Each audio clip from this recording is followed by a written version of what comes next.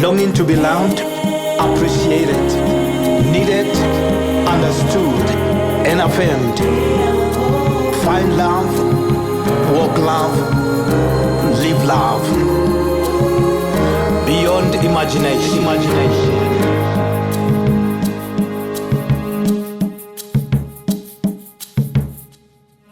Sight. Sight is the ability to see. And to see is to realize something after thinking or getting information. Dr. Myles Munroe says, eyes that look are common, and eyes that see are rare. Now, an unknown code says two men went to Australia outback to sell shoes for their shoe company. The first man called his boss and said, "Say, there is no opportunity here. People don't wear shoes." And the second man called his boss and said, "Say, there is tremendous opportunity here. People don't wear shoes." Now, the difference with the two gentlemen is that the first one is within the market. He has the product, but he cannot see. The second one can see beyond looking. Life needs people to be able to see. And that is what we actually require in our lives. The majority of people have what it takes to get them there. But the problem with people is sight. People cannot see. Winston Churchill says, the pessimist sees difficulty in every opportunity, while the optimist sees an opportunity in every difficulty. The point is, if you can see it, you can have it, and vice versa. If you cannot see it, you will never have it. So we need to actually be able to understand what is it to see. Now, the book of Mark, chapter number 10, verse number 51, Jesus has a talk with a blind man. And as they exchange, Jesus asks the blind man, "What do you want me to do for you?" And the blind man says, without beating around the bush, "Rabbi, I want to see." You see, you need to understand your position. If you think it's sight that you need, you need to be sure, this is what I want. This man said to Jesus, "Rabbi, I want to see." And listen to Jesus' response. Jesus says, "Go your way. Your faith has made you whole." Go your way. Your faith has made you well. So somewhere you can actually ask yourself, the man asks to see, and Jesus talks about faith.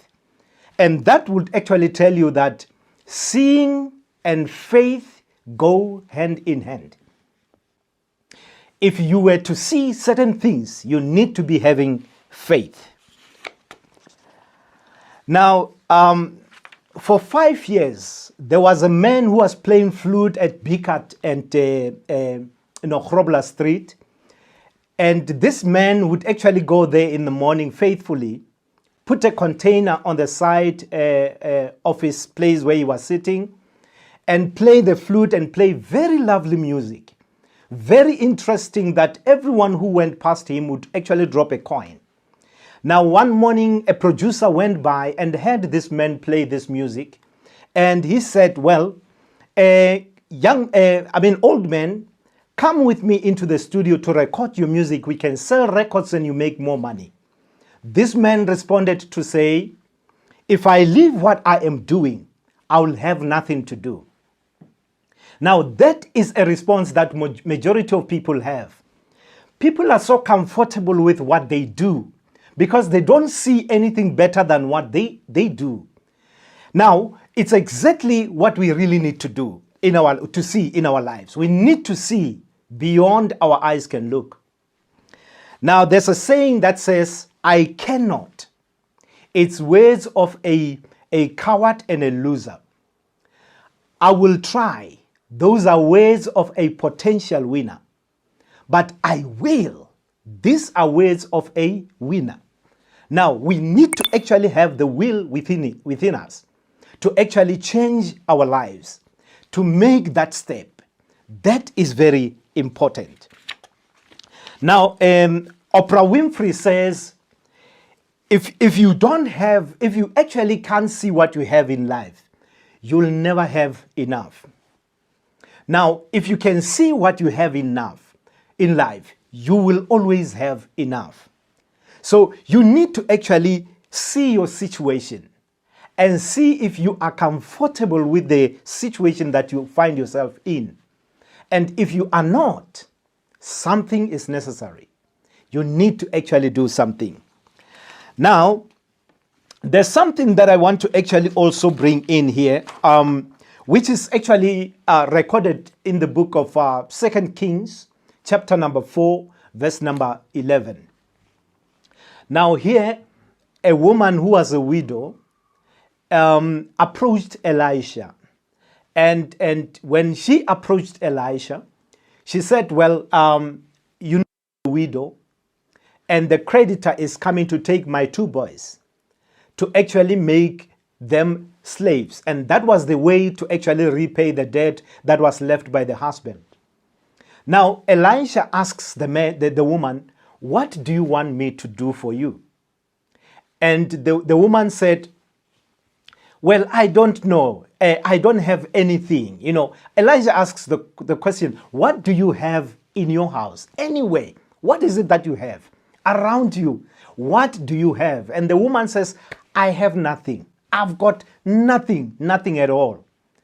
Only a small container of olive oil. Then Elijah said, that's it. That's what we are going to use to change your life. Elijah says to the woman, go back to your house and borrow jars and put them around in the house. Take your 2 boys, go inside the room, lock the room, and start pouring the olive oil into the containers. And the miracle that happened with the woman is that she continued pouring a smaller container as small as this, and it filled up jars. Now, when that has happened, this is what Elijah says. Go and sell this oil, the remaining you will live out of. Now, this is exactly what is happening in our lives. There are things that we really don't attach value on. You've got a smaller talent that you think it will never change your life. You've got a gift that you think it's just a gift. Maybe you are a speaker and you cannot see that. Maybe you are a marathon runner and you cannot actually, pick this. But there's something that you need to look at around your life and see it.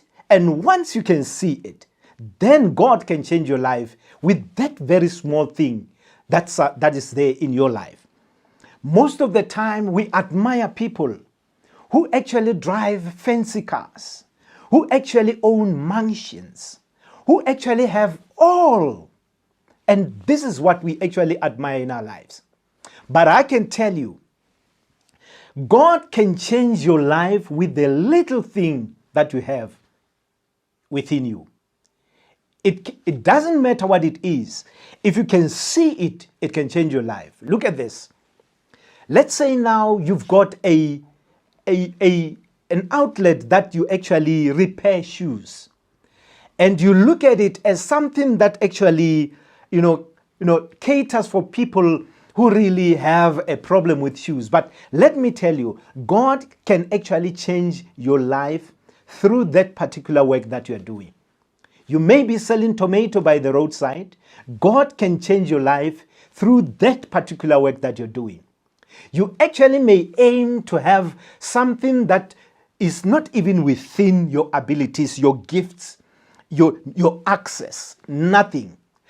But you actually ignore something that you have already. And you think, if I had that other one, I would be better off.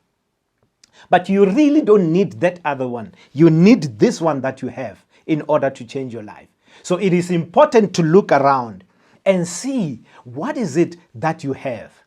And when you were to be moved from your situation to the next point, you will actually need to have faith. Scripture says in the book of Hebrews, chapter number 11, faith is the substance of things hoped for, the evidence of things not seen. Now, you need to actually understand that with faith, you can change your life. You need that little faith. It says, the scripture says, even if your faith is as little as a mustard seed, but it can actually revolutionize your life. It can change your life. It can actually do wonderful things as big as mountains. So you need that little faith in order to change your life. This is what you need to actually employ in your life. And remember, God is able to do beyond imagination. Appreciated, needed, understood, and affirmed. Find love, walk love, live love. Beyond imagination.